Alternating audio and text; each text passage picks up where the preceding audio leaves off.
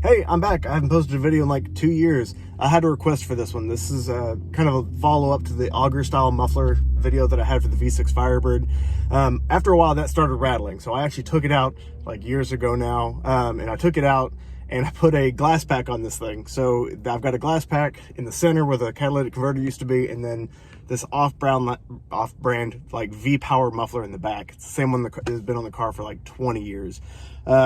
I'm actually planning on posting a few more videos coming up. You're better off following me on Instagram at Enraged Hawk, because I don't get creative with my names. Anyways, follow me on Instagram if you want to, because I've got a lot of videos coming up for my 53 olds where I'm going to be doing, I'm bagging the car. So it's, if you want to follow along for that terrible process, follow me. I'm actually going to be posting these videos out of order because I had to get gas in this thing first. Hopefully it starts, because I hadn't driven this car in, I don't know, weeks. Oh, come on. Give it a minute. I'm at the gas station. I really need this thing to start. Oh, come on. One more. Yes. Good enough. All right. Here goes.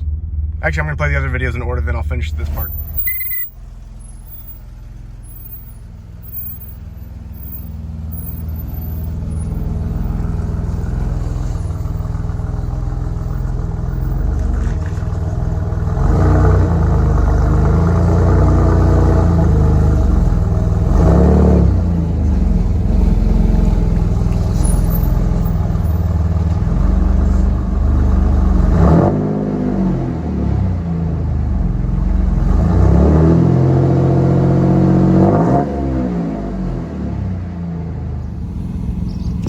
Okay, so pardon the uneven exhaust. But I don't drive this car very much. I'm pretty sure it's broken.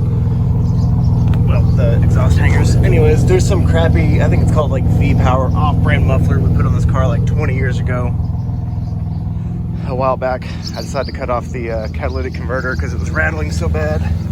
It was too loud. Put the auger style muffler in it, and now, pardon those really crappy welds, now it's just got a, what do you call that thing? Oh Lord, Glasspack in it. So Glasspack where the catalytic converter was, back to crappy off-brand dual exhaust. And it sounds very much like a V6, but it's a lot more tolerable than it used to be. We'll go for a quick ride along because I haven't driven this car in I'm not sure how long. And apparently my speedometer stopped working, so that's cool. I was having a hard time starting anyways because that battery's almost gone in this car and I can't justify a new one on it. I'll wind it all the way out. Hey, speedometer's back.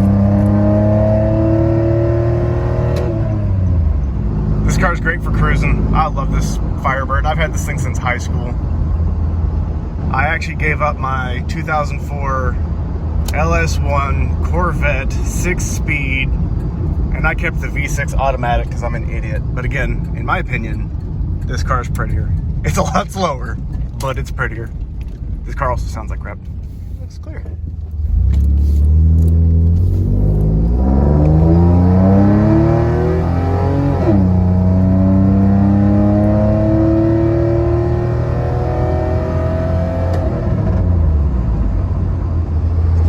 One more thing about the V6 Firebird that I gotta say, because it's such an easy engine to work on, whether it looks like it or not.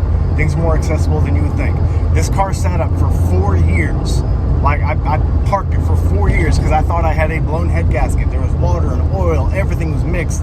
It was blown, fumes everywhere, it was garbage. I thought engine was done, gonna do an engine swap on it. Sat for 4 years before I got to it.